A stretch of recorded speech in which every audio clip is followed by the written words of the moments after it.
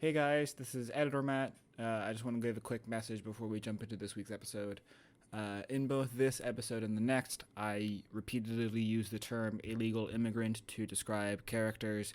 I have since learned that that is a harmful term to use when there are better terms out there. So I am leaving it in to use this as a learning experience for myself and for other listeners out there who might not know.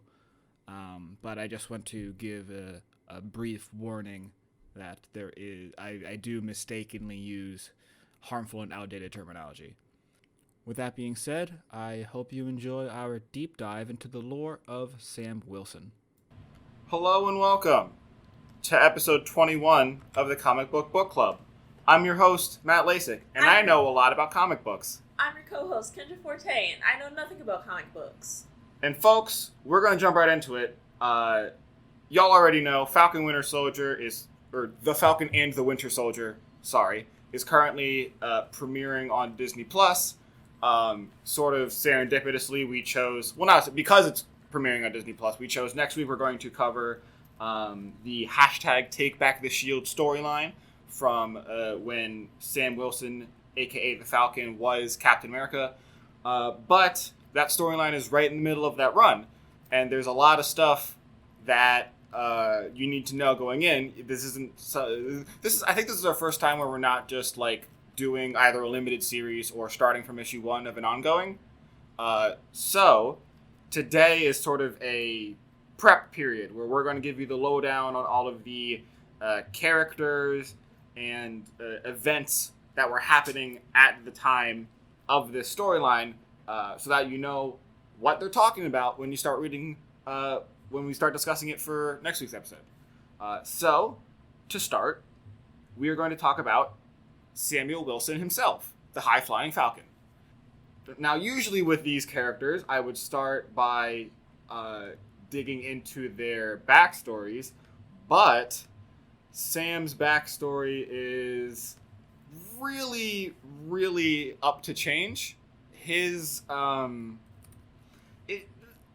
I've said many times on this podcast that like backstories and what's considered canon is just like up to a roll of the die of whoever is writing at the time, but Sam is especially affected by this because to be frank, he's a black character in comic books, one of the first black character in comic books. So writers have really just taken liberties with his backstory.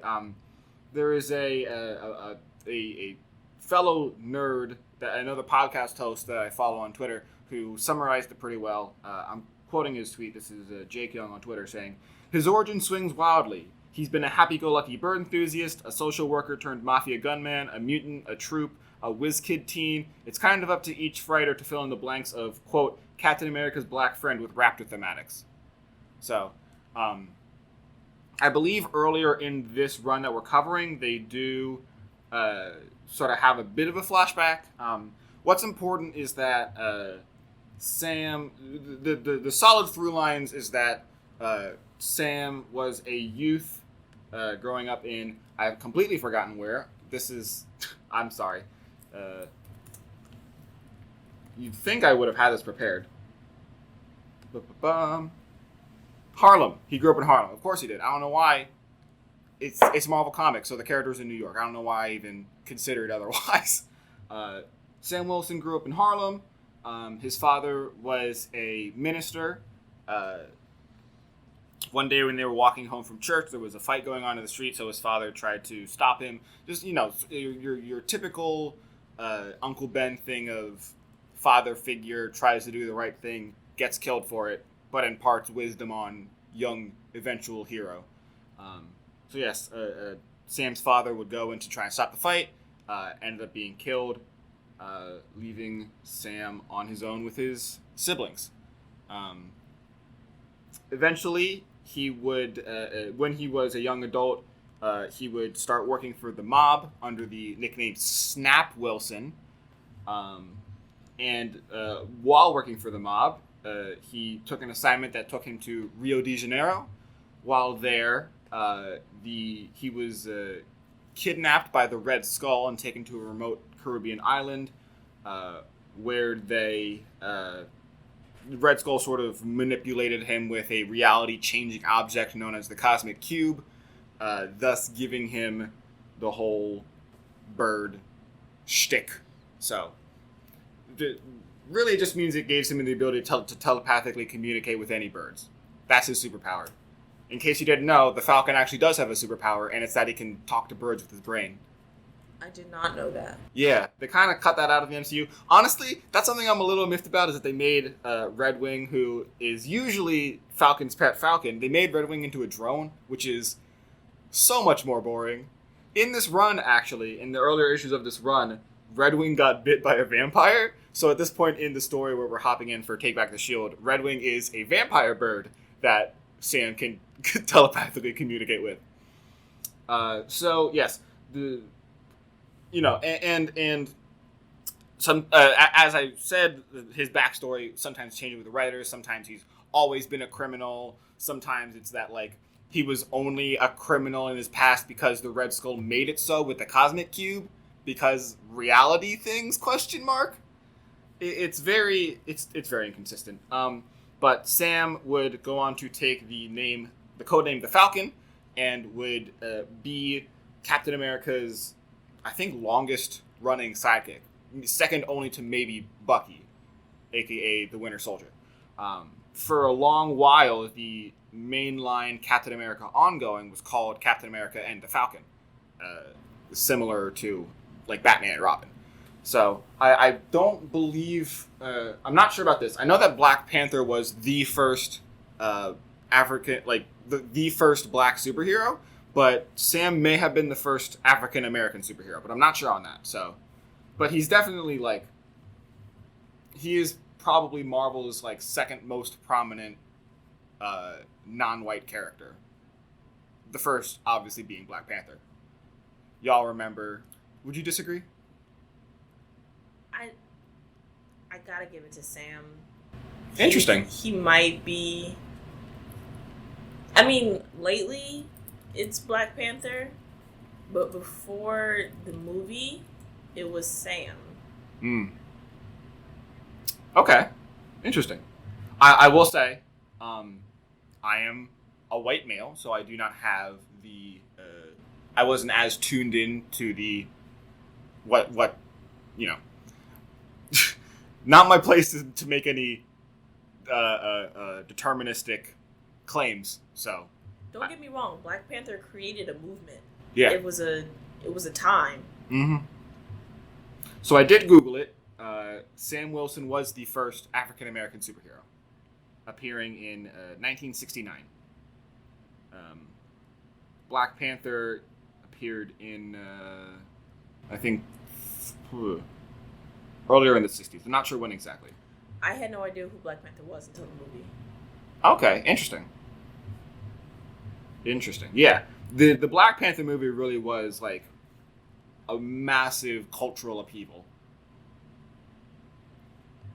Again, I can't go into much more detail because I am not and was not of that culture. So yes, that's the Falcon's origins. At the time, so I guess now's a good time to talk about why he was Captain America at this time.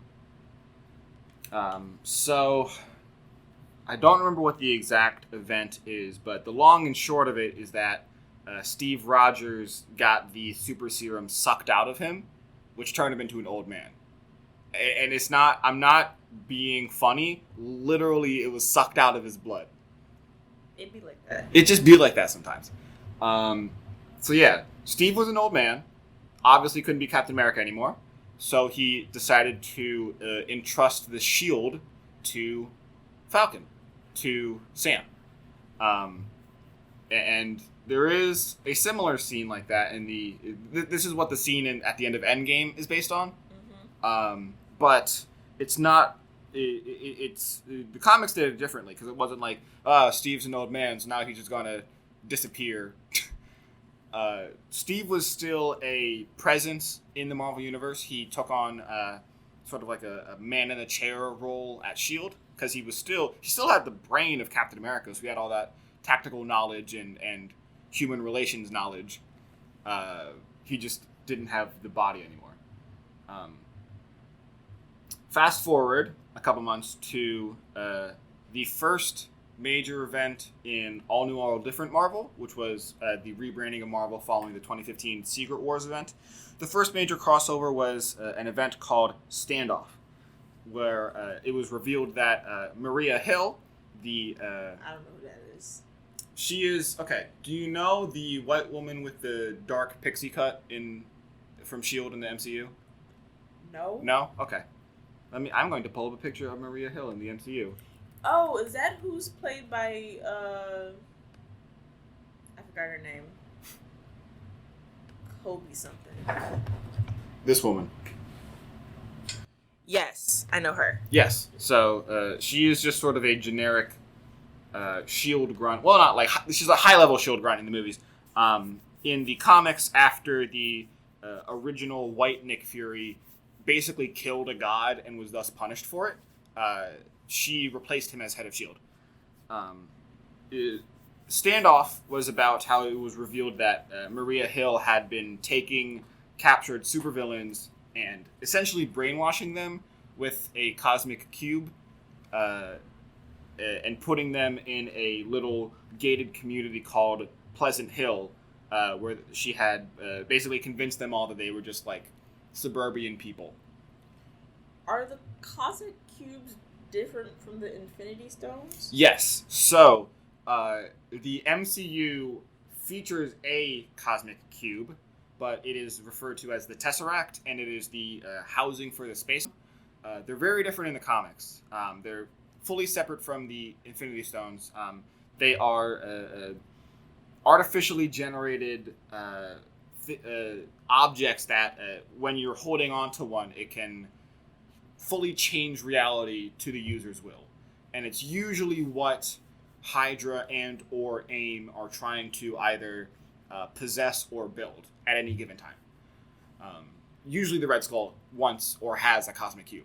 So they kept that in the MCU, but they also kind of stuck an Infinity Stone in there just for fun, I guess. So yes, Maria Hill had her hands on a cosmic cube.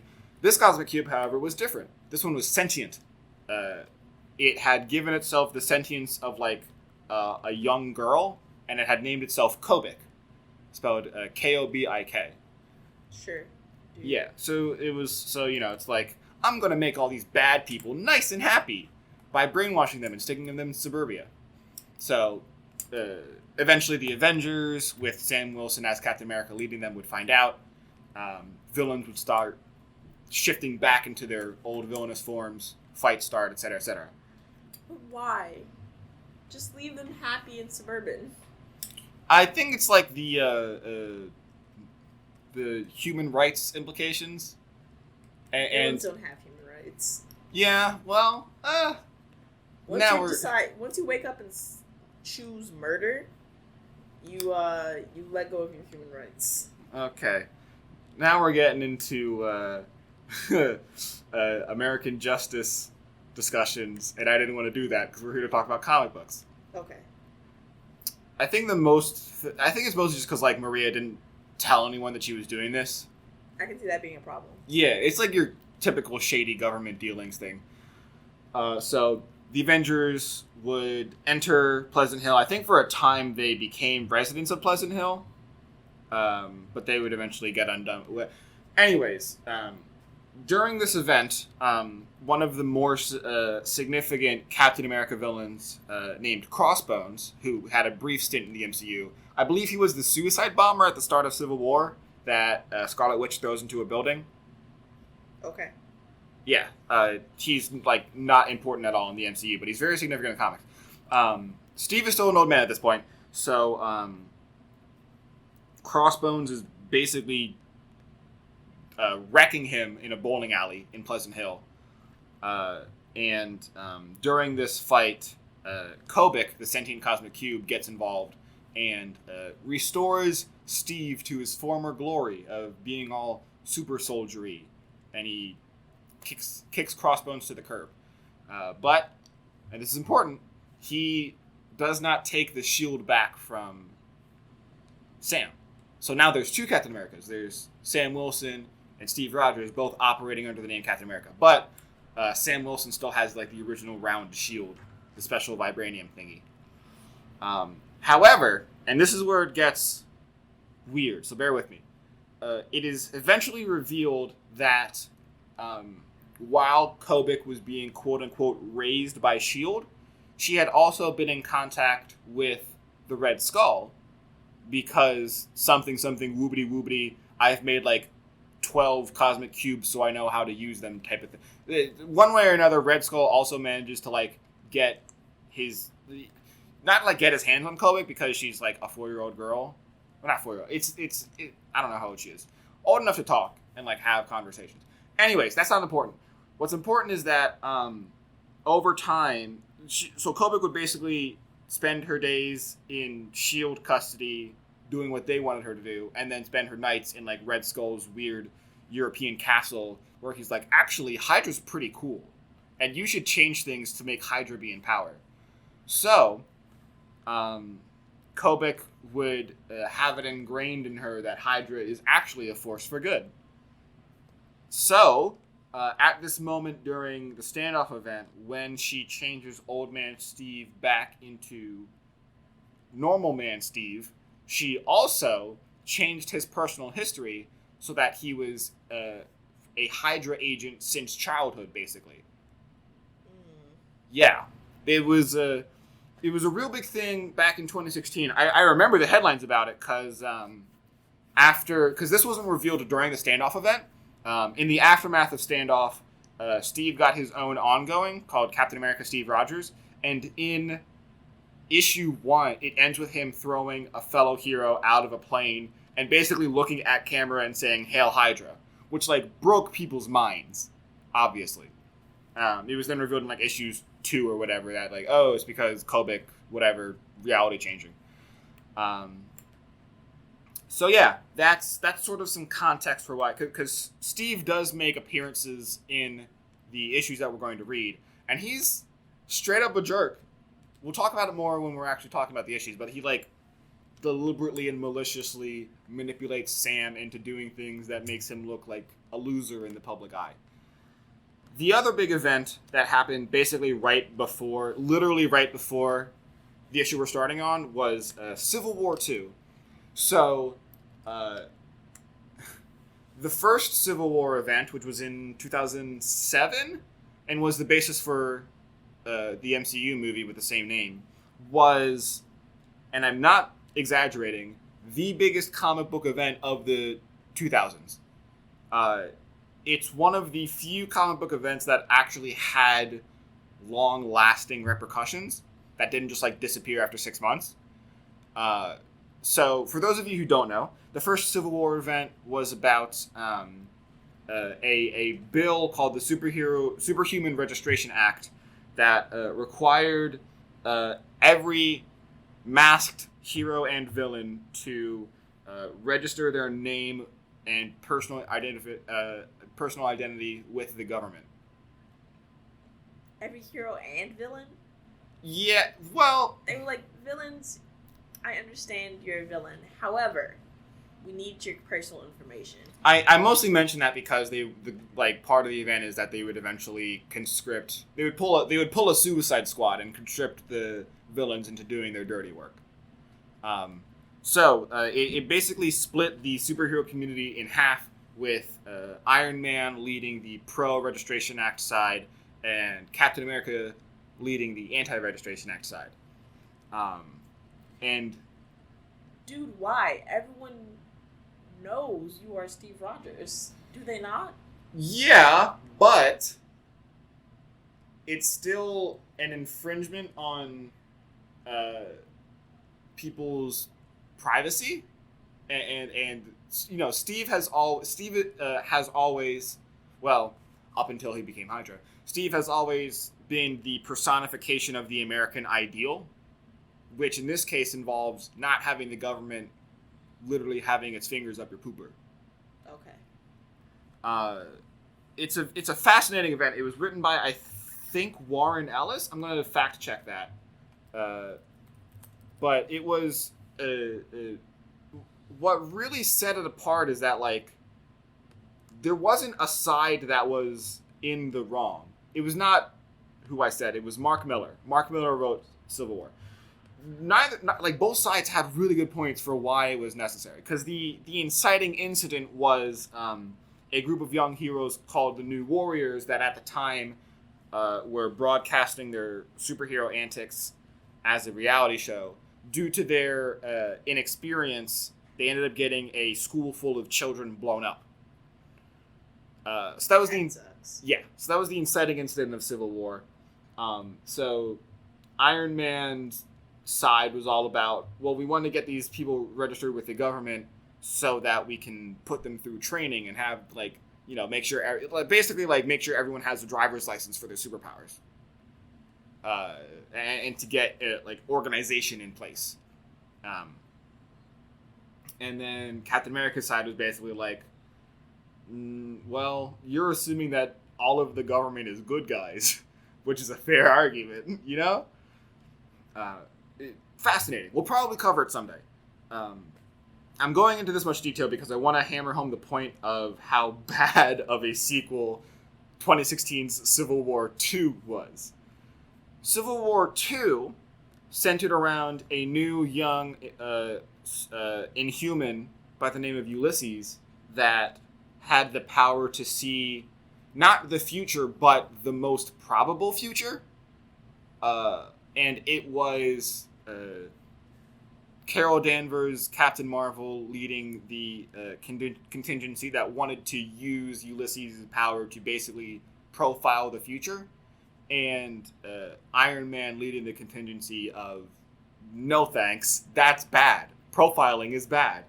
Which it is. The reason I highlighted why the original Civil War didn't really have a clear side is because Civil War II very clearly had a correct side, especially because they really hammered home the point that Ulysses' future vision was not infallible. There was, in fact, a situation where Carol Danvers' contingency arrested and held an innocent woman because they saw a vision of her being a suicide bomber. She was not a suicide bomber and was, in the real future, in fact, a totally innocent businesswoman. So they just immediately got rid of any chance of Carol Danvers being viewed as in the right. You know? I believe anyone can just profile the future. You just make up stuff. You take the facts that you're given, and you say, that's close enough to what could probably happen. Yeah, I mean, that's basically what his superpower was. His superpower was his brain basically had, like, a super advanced algorithm in it that would take in all of the current state of the universe and spit out the most probable outcome. But again, the problem is that it's the most probable outcome. So there's always a chance that it's not going to happen. He also predicted that Bruce Banner would turn into the Hulk. At this time, he had been drained of his gamma, but Ulysses had a vision that he would turn into the Hulk and, like, wreck a major city. So to prevent that from happening, they killed him. They killed Bruce Banner? Well, it's this whole thing. It was a big defining, like a big change for both Bruce's character and Hawkeye's character. Because now we're talking about Civil War II, and I didn't really want to talk about it that much. Very quickly, all of the heroes showed up at Bruce's shack to be like, "Hey, you good, buddy?" And then and then Bruce was like, "No, I'm fine." And then they were like, "Yeah, but, like, are you good?" And right as Bruce was beginning to get angry, Hawkeye, who wasn't even invited and was just sitting in a tree a couple miles away, shot him through the face with a special arrow that Bruce had given to him prior, because Bruce was afraid that this exact thing would happen. So Hawkeye claimed that with his superhuman vision, which is a power that he sometimes canonically has, he could see Bruce's usual brown eyes turning green, which is why he took the shot. There was a whole sub event during Civil War II was the trial of Hawkeye. Not really that important. What's important is that it's important to Bruce Banner. Well, sure, and to Hawkeye, but obviously Falcon, as a black man, was on Tony's side because profiling bad. This whole time, Hydra Cap was sort of working behind the scenes to make tensions even worse. So that's why during this series that we're reading, there's like his relationships with other heroes is sometimes icy because they fell on different sides of the line. And that's all I want to say about Civil War II. This was not a good time for Marvel in terms of crossovers because it had the very underwhelming Civil War II in the summer of 2016, followed up by the very underwhelming Secret Empire in summer of 2017. Secret Empire was the culmination of Hydra, Steve. Like, he eventually publicly announced that he was Hydra and, like, took over America. Not important. I really don't want to talk about it. We'll probably never cover it because it's a mess. It's a huge mess. We might do an episode like this where we talk about why it was such a mess, but that's not this episode. What else do we need to talk about? Let's talk about the new Falcon. So we're starting our reading in issue 14 of Sam Wilson Captain America. The first major story arc covered the birth of a new character named Falcon. His name is Joaquin Torres, and he was an illegal immigrant that was basically leaving out.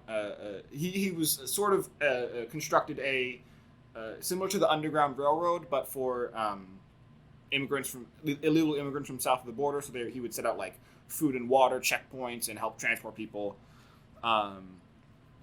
And he would eventually be, as part of a bigger plot, he was captured by a villain known as the High Evolutionary, same one responsible for Wanda and Pietro's powers, and using genetic material from the newly vampiric Redwing, Joaquin was turned into a human-bird hybrid, and he became the new Falcon.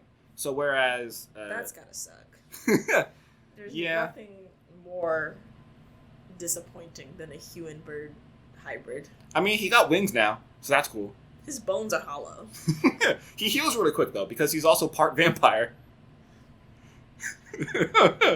Yeah, it's very strange, but he's present. Also present is Misty Knight, another significant African-American comic book character. She's been a cop, she's been an Avenger, she's been a PI. She's basically like your almost stereotypical in a way, like no-nonsense, serious black woman.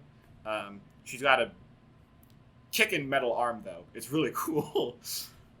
She is present in the series as a partner and love interest for Sam. So she's there. I think the third issue in the ones that were covered is focused on her. Also present is Demolition Man, a.k.a. D-Man. He, I have read so many stories about him, and I still couldn't tell you what his deal is. He is the poster child for no longer important, like, D-level characters, because he was, at one point, Captain America's sidekick, but it was a very short-lived period. And since then, he's been a pro wrestler, he's been a tech guy, he's been homeless, and I think he's currently dead, but he's the kind of dead where writers will just bring him back because they want to use him in the story, and, like, no one cares because it's D-Man. But he's here as sort of a over-enthusiastic tech support guy. You know, he's just happy to be involved. I think issue 15 focuses pretty heavily on him. I think he's also gay. It's not super explored, but I think so. So put that in your notes. Gay question mark. What else? Ooh, Rage. That is a character, not just me expressing my opinions towards Civil War II and Secret Empire. Rage was a character that was introduced in the 90s. I can never remember his secret identity name. He was first a character, Elvin Halliday. He first appeared, I think, in Avengers? Yeah, he first appeared in Avengers in the 90s. His backstory is that as a 13-year-old boy, he was exposed to toxic waste, which aged his body to his mid-30s and gave him super strength. Once again, that sucks. That's up there with hybrid Birdman. Yeah, so he lived with his grandmother, who convinced him to become a superhero named Rage. He joined the Avengers until they figured out he was 13. Then he hung out with the New Warriors for a while. He's pretty significant. I think his storyline is why I wanted to do this specific arc. In the issues before this, before I get into that, I need to talk about the other significant characters. The last ones that's significant to this storyline. The AmeriCops. That is a portmanteau of America and cops. They are a private, militarized task force that is present in communities of New York at the time that are being funded by a rich white dude. There's specifically like 3 people in control of AmeriCops. It's a rich white dude, an old white senator, and like a Fox News-esque talking head. So just 3 hateful old rich white people that created and are funding a military group that operates in New York City. In an earlier issue, Rage got into a physical altercation with them that sparked riots across New York City, and that tension was never really released, so it's still very much bubbling under the surface as we jump into the story. Rage is really interesting because it's always like, because he looks, I mean, he's like 6 foot and change. He's 6'6", according to this wiki entry. He's 6'6" and weighs 450 pounds, and it's pure muscle, but he has the mind of a preteen. So he's very quick to making decisions, and his emotions are very volatile. But his heart is mostly in the right place. I don't really want to get into much right now because I want to talk more about him when we actually read what happens to him in the storyline. That's all the significant characters that we need to know going into this reading.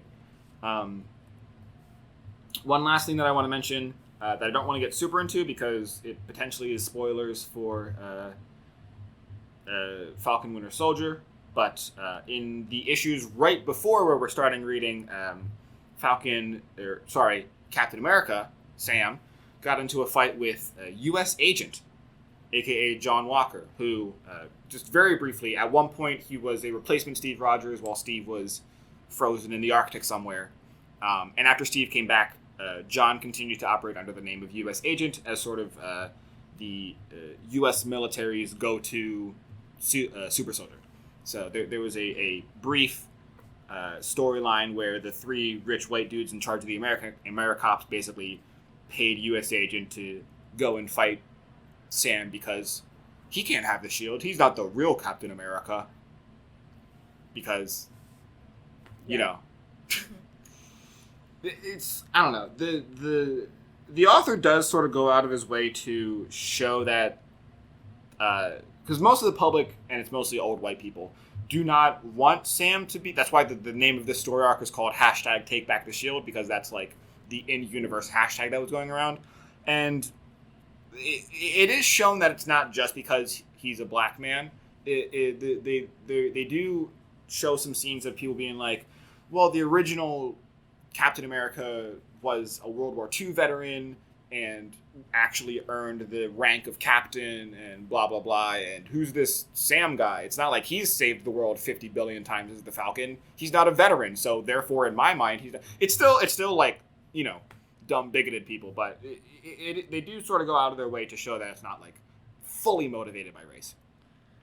So U.S. Agent does make a brief appearance in this, as does his sidekick Battlestar, who is also featured in Falcon Winter Soldier. Battlestar in this doesn't really... he's in the same issue that focuses on D-Man, so we'll talk more about him when he shows up there. Battlestar was another super soldier. For a while, he operated as Bucky, while U.S. Agent was operating as Captain America. But then both in-universe and the writers at Marvel were like, Buck is sometimes used to refer as... You had it the second time, derogatory. Yeah, you got it? Mm-hmm. You got it? Derivatively?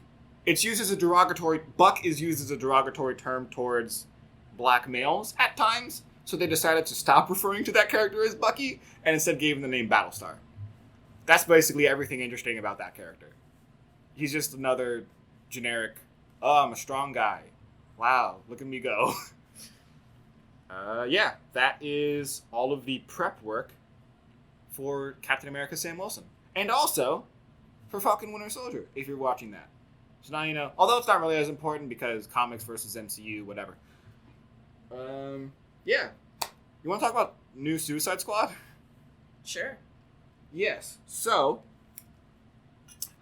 recently, the first few trailers released for James Gunn's The Suicide Squad, which is different from 2016's Suicide Squad. So I'm basically going to talk about all of the... Because they show a lot of characters in that trailer. So we're going to talk about all of them, because we have the time. I will say...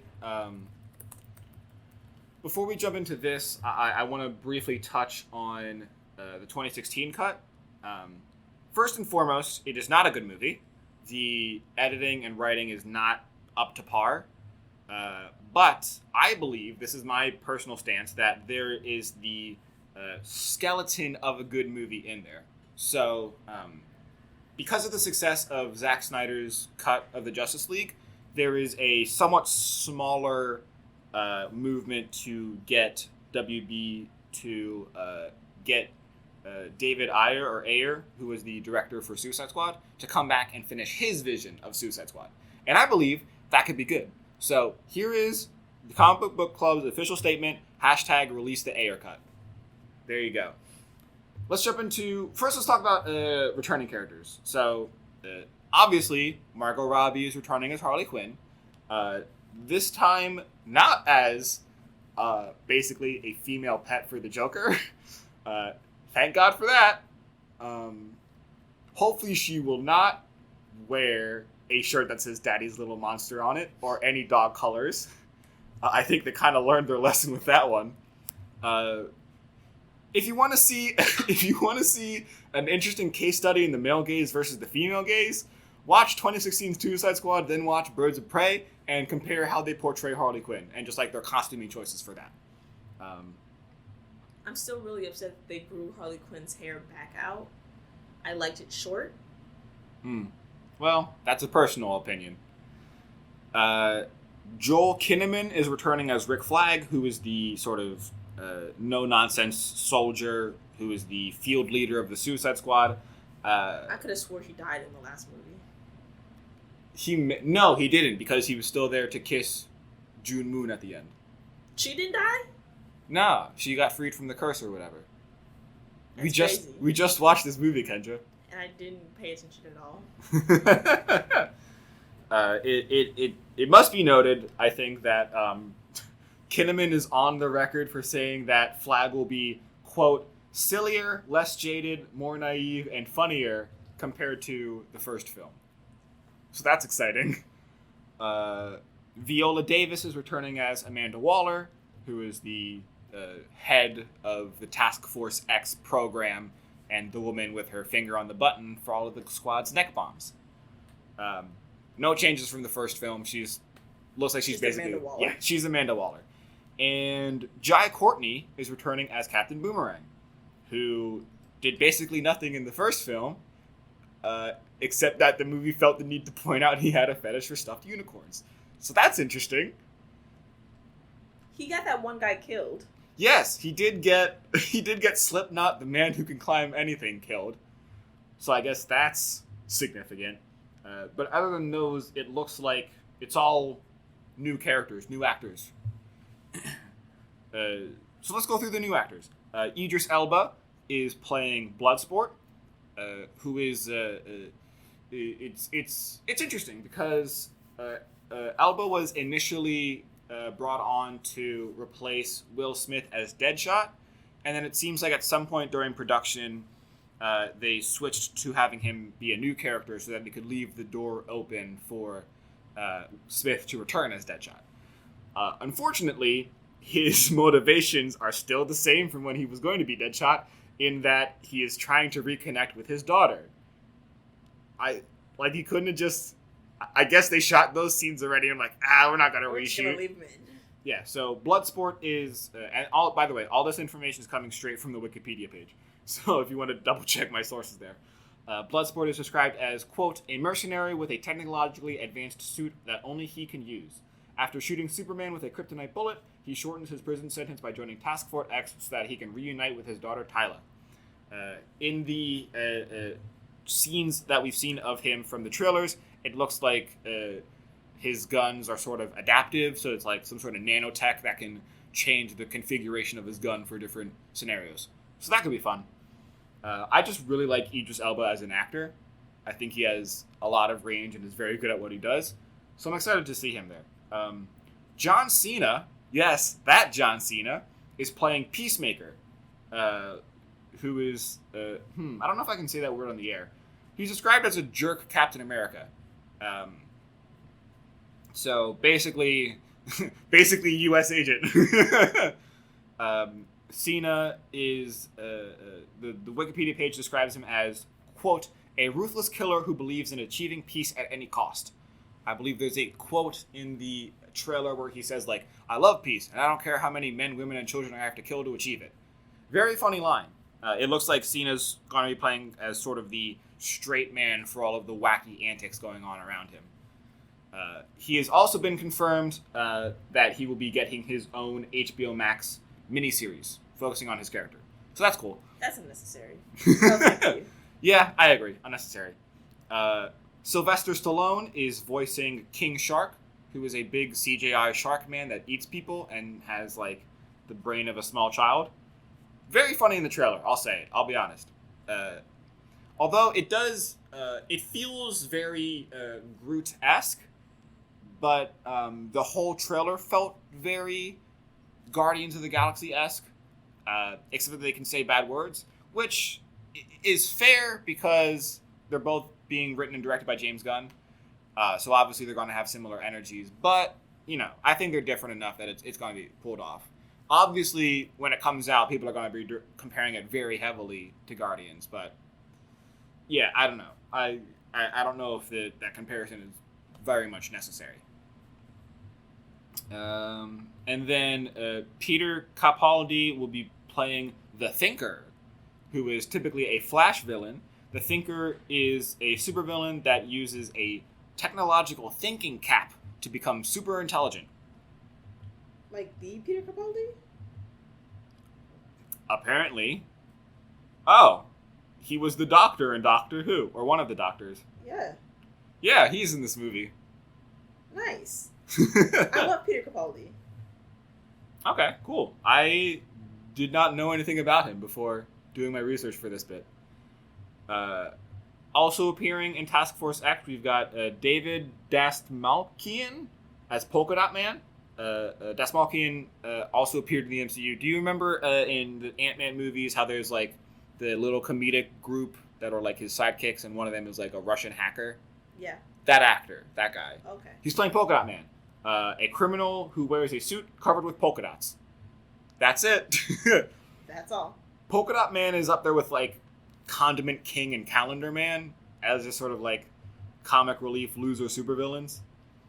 Speaking of comic relief loser supervillains, Pete Davidson's in this. He's playing Blackguard. Again from the Wikipedia page, quote, a mercenary who was easily manipulated into ruining his own schemes.